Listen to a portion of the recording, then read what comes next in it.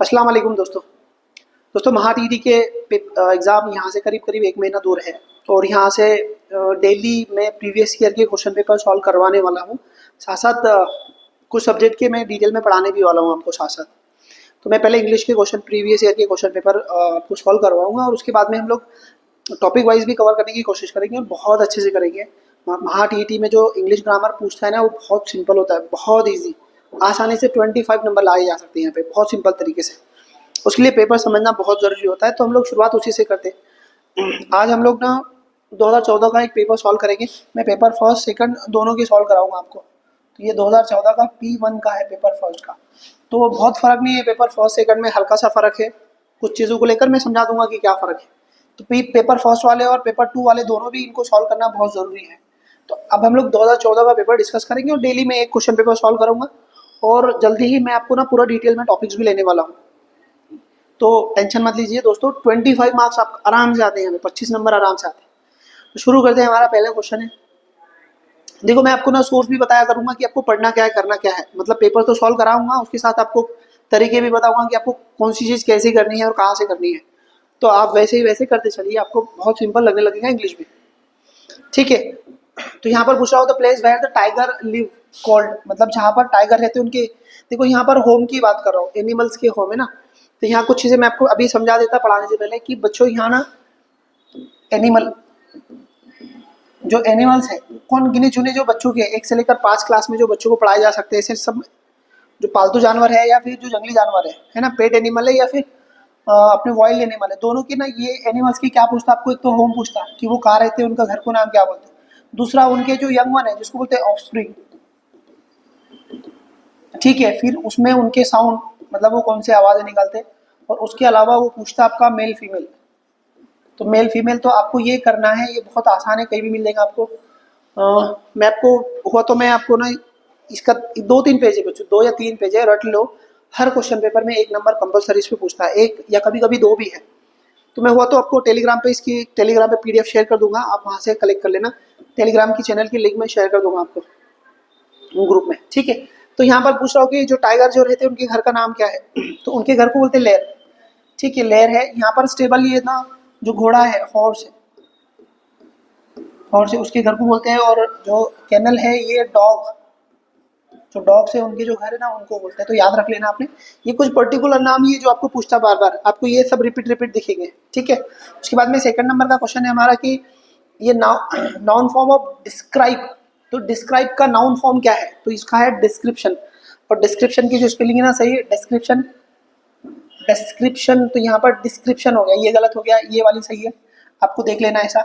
उसके बाद में डिस्क्रिब भी नहीं आता, डिस्क्रिप आता, तो इसलिए ये गलत है, डिस्क्रिप्शन। यहाँ पे TION आना चाहिए था, TION, तो यहाँ पर उसने SION कर दिया, इसलिए गलत हो गया। कुछ चीज़ें और समझते इसके साथ में बच्चों। नाउन फॉर्म में ना कौन कौन से नाउन फॉर्म कैसे पहचानना, तो जो भी आपको ये TION वाला रहेगा ना, ये हमेशा नाउन रहेगा। उसके बाद में कोई भी अल्फाज के आखिरी में नेस लगेगा, वो हमेशा नाउन रहेगा। उसके बाद में आपको नाउन लगेगा, हाँ, जहाँ आपको NCE जहाँ भी लगेगा कोई भी नाउन में तो वो नाउन रहेगा। उसके बाद में CE जब भी लगेगा ये नाउन रहेगा। तो ये कुछ चीज़ें जिससे हम लोग नाउन पहचान सकते हैं, मतलब ये कुछ हिंट दे रहा हूँ मैं आपको, ठीक है। हाँ, यहाँ पर आप एक और कर सकते हैं, AIN SOIN भी कर सकते हैं। तो ये सारे नाउन के इंडिकेटर है। ऐसे वर्ब के कुछ इंडिकेटर रहते हैं, एडजेक्टिव के रहते हैं, सबके रहते हैं। मैं आपको आगे आगे समझाते भी चलूँगा, सिर्फ आप बने रहिए। तो यहाँ पर पहला वाला राइट आंसर है, आप थोड़ा देख लेना। जो स्पेलिंग के लिए पूछता ना, कुछ पर्टिकुलर अल्फाज ये जो रिपीट होते हैं, तो वो कुछ एक पर्टिकुलर सेट है जो प्रीवियस ईयर के क्वेश्चन पेपर से आपको मिल जाएगा। तो ज़्यादा से ज़्यादा प्रीवियस ईयर के क्वेश्चन पेपर में स्पेलिंग, आप प्रीवियस ईयर के क्वेश्चन पेपर बोले तो इंटरनेट से निकाल लो, जो डेली पूछे जाते हैं हमेशा यूजुअली, तो आपको इंटरनेट से भी मिल लेंगे या फिर क्वेश्चन पेपर में से भी टटोल लो आप लोग। हुआ मेरे पास लिस्ट हुई तो मैं फिर टेलीग्राम पे शेयर कर दूंगा, ठीक है। नेक्स्ट अगला पूछ रहा हूँ, choose grammatically correct sentence in given sentence. यहाँ पर ना ग्रामेटिकली करेक्ट पूछ रहा हूँ कौन सा है, तो प्लीज एक्सप्लेन। देखो यहाँ पर एक्सप्लेन टू भी आता, मतलब क्या होता है, एक्सप्लेन करना है हमको, तो किसी की तरफ इंडिकेट करना पड़ेगा कि किसको आपको एक्सप्लेन करना है। तो किसी की तरफ इंडिकेट करना है या किसी की तरफ डायरेक्ट करना, उसके लिए टू का इस्तेमाल किया जाता है, इसलिए इसका ये राइट आंसर है। प्लीज एक्सप्लेन फॉर, देखो किसी चीज़ के लिए, मतलब आपको कोई चीज़ हासिल करनी है, फिजिकली आपको कुछ मिलने वाला है, जैसे नौकरी, स्कीम, पेपर, जो भी आप जिस किसी चीज़ के लिए तब फॉर का इस्तेमाल होता है ज़्यादातर, ठीक है। तो ये दो चीज़ें याद रखो, कंफ्यूज करते हैं, इसलिए इसका आंसर क्या है, ये वाला है। नेक्स्ट क्वेश्चन है, complete the statement in a newspaper report under the following headline, choose correct verb form from the alternatives. तो यहाँ पर ना आपको टेंस के ऊपर सीधा सीधा सवाल पूछा है इसने। आपको ना ये जो गैप है यहाँ पर क्या सही रहेगा वो पूछना है, ये यहाँ पर गैप में क्या सही करना है। तो मैं आपको समझाता, देखो बच्चों यहाँ पर ना ये एक सेंटेंस है यहाँ से इधर, और ये यहाँ से इधर एक सेंटेंस है, और ये बीच में जो लगा है इसको बोलते हैं कंजक्शन।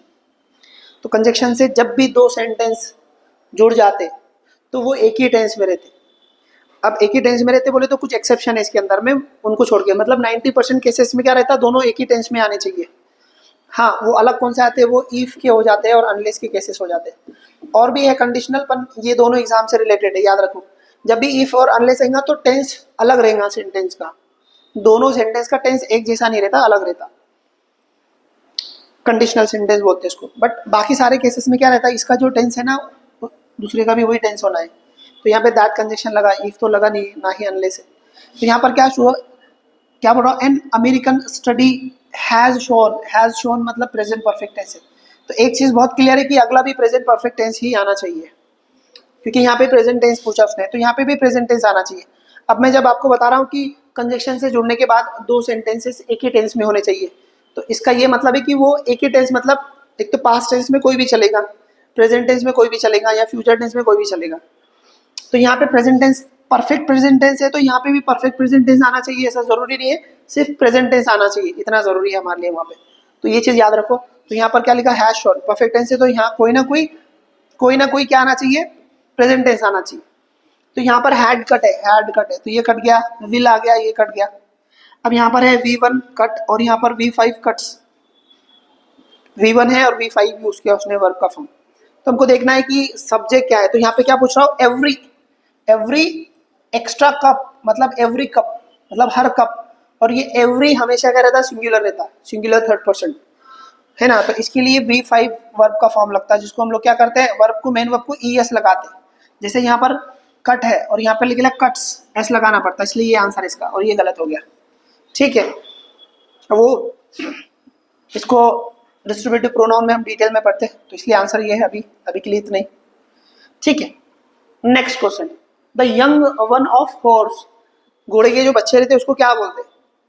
तो यहाँ पर उसको कोल्ड बोलते हैं, अब ये बाकी ना आप रट लेना, केप किसको बोलते हैं, पॉर्किंग किसको बोलते हैं, फॉन किसको बोलते हैं। आपको कोई ना कोई क्वेश्चन पेपर में से इन पे भी क्वेश्चन देखने को मिलेंगे, तो आप वो रिलेटेड है ना एनिमल्स के जो मैंने ऊपर बताया उसको रट लो, ठीक है। नेक्स्ट क्वेश्चन पे जाते हैं हम लोग, है ना। यहाँ पर सेंटेंस को रीअरेंजमेंट करना है, तो कुछ बातें इसके लिए बता ही देता। जब भी आपको इस तरह के सेंटेंस रीअरेंजमेंट की सवाल पूछेगा तो कुछ चीजें आपको ध्यान में रखनी है, कौन सी यही बताता आपको। पहला ये रखना है कि सेंटेंस की जो स्टार्ट होते ना, तो वो कभी भी प्रीपोजिशन से स्टार्ट नहीं होते, प्रीपोजिशन से कभी स्टार्ट नहीं होते। जैसे कि आपको ऑफ हो गया है ना, दूसरा वाला ऑफ हो गया, ऑन हो गया है ना, बिहाइंड हो गया, ऑन हो गया, इन हो गया, इनटू हो गया। तो ऐसे जितने भी प्रीपोजिशन है उससे कभी सेंटेंस स्टार्ट नहीं होते, तो आपको याद रखना है। दूसरा, कभी भी हेल्पिंग वर्ब से भी सेंटेंस स्टार्ट नहीं होते, जैसे इस से नहीं होते, आर से नहीं होते। आप पूछेंगे सर वर्बल क्वेश्चन तो होते ना, हाँ वर्बल क्वेश्चन होते, तो आखिरी में क्वेश्चन मार्क से वो चेक कर लेना होता। आर हो गया, बाकी सारे हेल्पिंग वर्ब हो गए। उसके बाद में आपको तीसरा याद रखना है कि मेन वर्ब से भी कभी भी सेंटेंस स्टार्ट नहीं होते। हाँ, कभी कभी V1 होते इंपेरेटिव सेंटेंस में, तो वो अलग बात हो जाती है। तो मेन वर्ब से भी कभी भी सेंटेंस स्टार्ट नहीं होते, तो आपको ये याद रखना है, इनसे कभी भी सेंटेंस स्टार्ट नहीं होते। तो आपको पहले स्टार्टिंग चेक करना है। और दूसरी बात आपको याद रखना है कि चौथी बात आपको याद रखना है कि आपको मतलब टू पार्ट्स में लॉजिकल कनेक्शन ढूंढना है, लॉजिकल कनेक्शन, ठीक है। और भी बहुत बातें, बट ये मोटा तौर पे अभी याद रखिए, क्योंकि डिटेल में जाऊंगा तो फिर लेक्चर बहुत बड़ा हो जाएगा और यही बहुत टाइम निकल जाएगा। तो कुछ चीज़ें याद रखो जिससे आपको आसानी होगी, और इतने क्वेश्चन पेपर में आपको सॉल्व कराऊंगा ना, तो उसके बाद में आपको इस पर कभी दिक्कत नहीं है और आसान लगने लगेगा। तो देखते हैं यहाँ पे क्या होता है। देखो यहाँ पर ना ऑलरेडी आपको कुछ दिया है, तो स्टार्टिंग किससे हो रही है वो देखने का काम ही नहीं रहा हमें, क्योंकि ऑलरेडी दे चुका है। अब हमें लॉजिकल कनेक्शन ढूंढना पड़ेगा। तो यहाँ पे क्या हुआ, अशोका वाज सक्सेसफुल। अब सक्सेसफुल काय में हुआ, इन दिस मिलिट्री ऑपरेशन। तो मतलब ये वाला जो है ना, तो इससे जाके मिल रहा है, मतलब आर से कोई भी सेंटेंस स्टार्ट होना चाहिए, फिर भी हम लोग और इसको कंफर्म करेंगे। अगर आप बाकी सेंटेंस पढ़ेंगे ना तो आपको लॉजिकल कनेक्शन ढूंढने को मैं आशा दूंगी। जैसे यहाँ पे लिखा है ही वॉज सो डिस्कस्ड, मतलब बहुत बुरा था। क्यों बुरा था, तो वो यहाँ पे लिखा है by cruelty and horror of war. कहाँ से डिस्कस था वो, उसकी क्रुएल्टी की वजह से, जालिम होने की वजह से, और जो मतलब बहुत बुरी तरह से जो लड़ाई लड़ता था उसकी वजह से वो डिस्कस था। मतलब यहाँ पर क्यूपी में पूरा लॉजिकल कनेक्शन है। तो मतलब एक तो ये वाला पहला ढूंढ लीजिए और ये दोनों लॉजिकल कनेक्शन बैठ गया ना तो वो आंसर सही रहेगा। तो पहले तो क्यूपी वाले जो है ना, वो क्यू के बाद प्यू आपको देखना, यहाँ नहीं गया। क्यूपी स्टार्ट में है, देखते यहाँ पर क्यूपी लास्ट में ठीक है, और यहाँ पर क्यूपी ठीक है बीच में। तो ये 3 सेंटेंस में ऑलरेडी क्यूपी आपको दिखेगा। और हमने क्या देखे कि एस से सेंटेंस, सॉरी आर से सेंटेंस स्टार्ट हो रहा, तो यहाँ पर आर से का हो रहा है यहाँ पे। तो ये दो हमारे दो पैमाने हैं जहाँ पर ये लॉजिकली बैठ रहा फिट, इसलिए इसका आंसर ये वाला है। ठीक है, धीरे धीरे आपको सारी चीजें समझ में आने लगी। उसके बाद में क्राई ऑफ द ऑल्स, इसको क्या बोलते हैं, इसको क्या बोलते हैं, हुड बोलते हैं, मुझे भी खुद पता नहीं है इसका क्या है। तो असल में मैंने याद नहीं रट नहीं रखे ना, बच्चों को पढ़ाते हूँ मैं तो उनको बोलता हूँ ये याद कर लो, खुद रट के नहीं रखे। तो आप लोग एग्जाम देने वाले तो आपको रट लेना है। तो इसका थोड़ा हुड मेरे को लग रहा है ऐसा, आई एम नॉट कन्फर्म है यार, मैंने देखा नहीं, तो इतना चेक कर लो आप क्या है इसका आंसर। उसके बाद में नेक्स्ट है choose correct spelling word from the given below. वापस स्पेलिंग का क्वेश्चन पूछ लिया आपको, हिपोक्रेसी पे पूछा है। हिपोक्रेसी जो है ना, तो यहाँ पर हिपोक्रेसी आ आता है, यहाँ पे आ, ये गलत है। हिपोक्रेसी ये सही है, यहाँ पर डबल पी आता ही नहीं इसमें, और ये क्रेसी का कुछ भी यूज कर लिया इसमें, ये भी गलत है। मतलब स्पेलिंग तो यही सही है। ठीक है, यहाँ पे पूछ रहा हूँ 9 नंबर का क्वेश्चन है, पूछ रहा हूँ कि पार्ट्स ऑफ स्पीच, अंडरलाइन जो किया गया है उसका पार्ट्स ऑफ स्पीच क्या है। तो यहाँ पे अल्फाज लिखा है ब्यूटी। ब्यूटी हमेशा एब्स्ट्रैक्ट नाउन आता है, ये वाला। एक तो नाउन आपको बहुत बार पूछने को मिलेगा और उसमें भी एब्स्ट्रैक्ट नाउन आता, याद रखना। ठीक है, वर्ड फॉर्मेशन का एक चार्ट रहता, उसमें नाउन, एडजेक्टिव, वर्ब और एडवर्ब कैसे अलग अलग फॉर्म होते हैं, तो उस पर नजर मारेगी ना तो आपको सेंस आना लग जाएगा। तो वर्ड फॉर्मेशन का चार्ट आप इंटरनेट से डाउनलोड करके पढ़ सकते हैं या फिर कोई भी किताब में मिल जाएगा। टेलीग्राम पे कोशिश करूंगा मैं शेयर करने की, आपने वहां से देख लेना। Next, choose correct alternative from the given billows.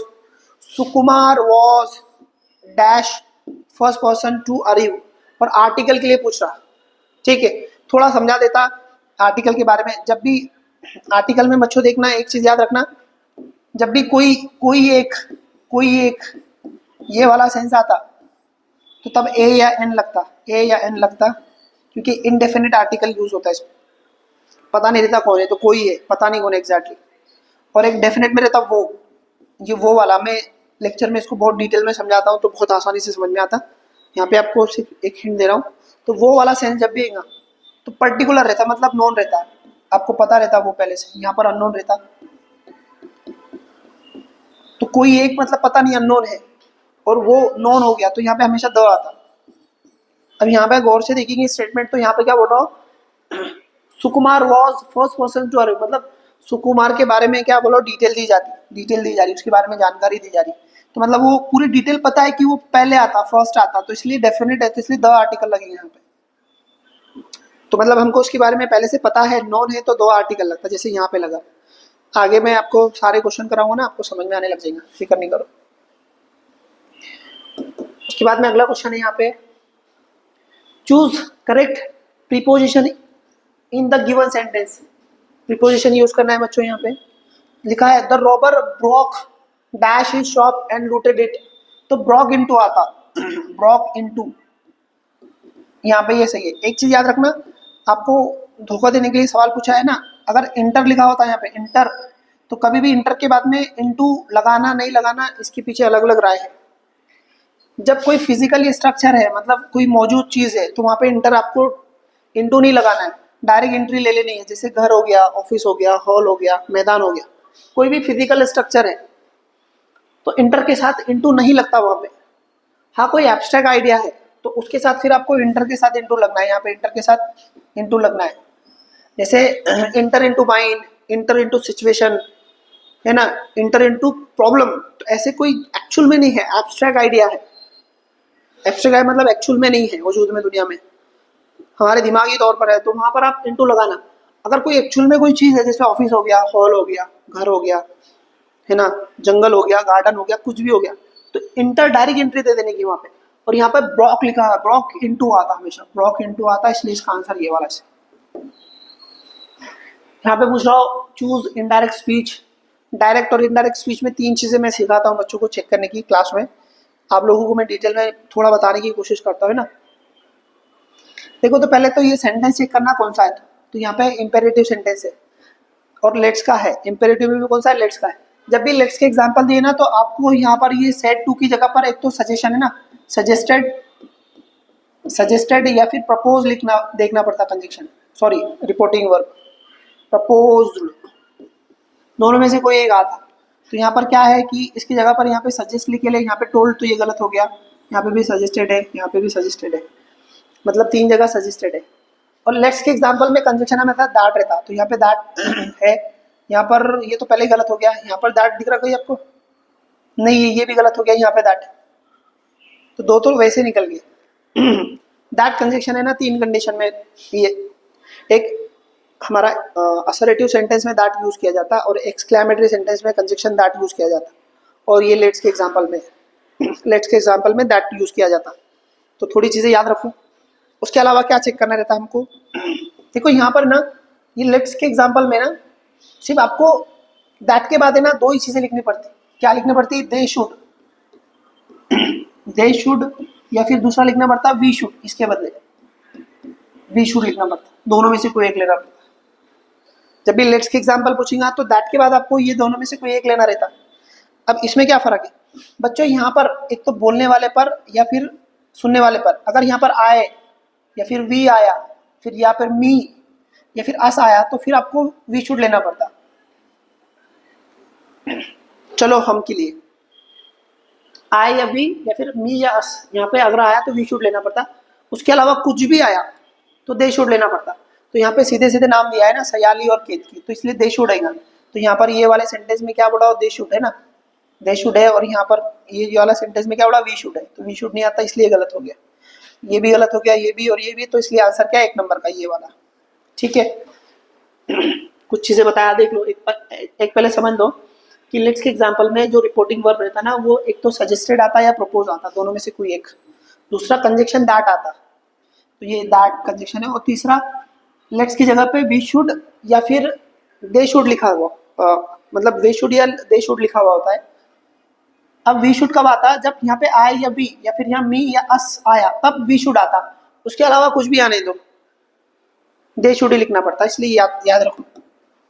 अगले क्वेश्चन पे आते, choose most correct degree sentences from the given below. अब डिग्री में आपको देखना है कि कौन सा सही है उसमें, है ना। अब ये वेरी फ्यू बॉयज, ये बड़ा ग्रुप है, बड़ा ग्रुप के साथ नाम हमेशा प्लूरल आता। अब ये बड़ा ग्रुप क्या है, छोटा ग्रुप क्या है ना, बहुत सिंपल है डिग्री, एकदम बच्चे के जैसा, पर इसको समझाना पड़ेगा बड़ा ग्रुप क्या है, छोटा ग्रुप क्या है, तो उसको बहुत टाइम लगेगा, एक लेक्चर लगता है उसको, तो मैं एक लेक्चर रिकॉर्ड करके समझा दूंगा आपको। अभी मैं सॉल्व करके बताता हूँ। वेरी फ्यू बॉयज आर, तो जब भी बड़ा ग्रुप आएगा ना, पॉजिटिव डिग्री का बड़ा ग्रुप है, तो बॉयज प्लूरल है और आर आ गया। यहाँ पर सो, जब भी आपको सो यूज करेगा तो वो नेगेटिव के साथ, मतलब पॉजिटिव डिग्री में आपको यहाँ यूज करना रहता है। एक समझाता, चलो थोड़ा समझ, पहले पॉजिटिव डिग्री का समझ आता है। यहाँ पे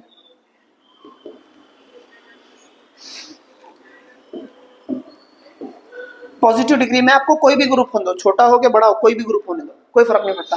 आपको यहाँ पर एज और कोई एक यहाँ पे कोई भी क्वालिटी आएगी, जैसे एज टॉल एज लिख देता मैं, एज टॉल एज, ऐसा यूज करेंगे एज एज। बट अगर नॉट रहा, नॉट, तो नॉट के बाद आपको सो लिखना है। यहाँ पर क्या लिखना है, सो टॉल एज, ठीक है, ऐसा लिखना है।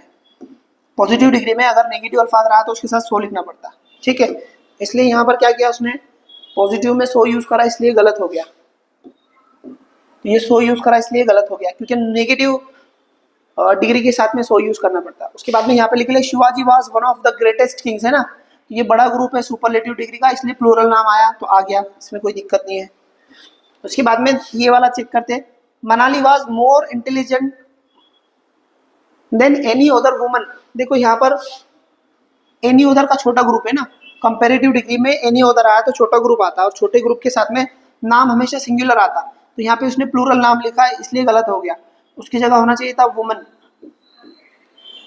अब ये छोटा ग्रुप बड़ा ग्रुप क्या है ना, इसमें शायद बच्चों लोगों को समझ में नहीं आ रहा, लेक्चर लेके समझाऊंगा।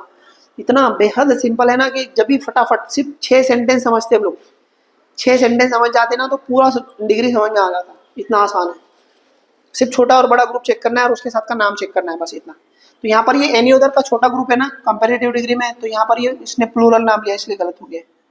उसके बाद में ये वाला सेंटेंस चेक करते हैं, नो अदर पॉलिसीज। अब ये नो अदर पॉलिसीज मतलब छोटा ग्रुप है, पॉजिटिव डिग्री का छोटा ग्रुप है, तो छोटा ग्रुप के साथ में यहाँ पे सिंगुलर नाम आता हमेशा, यहाँ प्लूरल है इसलिए गलत हो गया। यहाँ पे भी आर यूज करा, ये भी गलत है, तो इसलिए सही आंसर क्या है ये वाला तीसरा। आइडेंटिफाई अंडरलाइन क्लॉज, क्लॉज के बारे में पूछ रहा, तो यहाँ पर ना थोड़ा सा क्लॉज हल्का सा मुश्किल चैप्टर है, तो मैं आपको समझाता कि यहाँ पे क्या है। तो ये जो यहाँ पे अगर बोल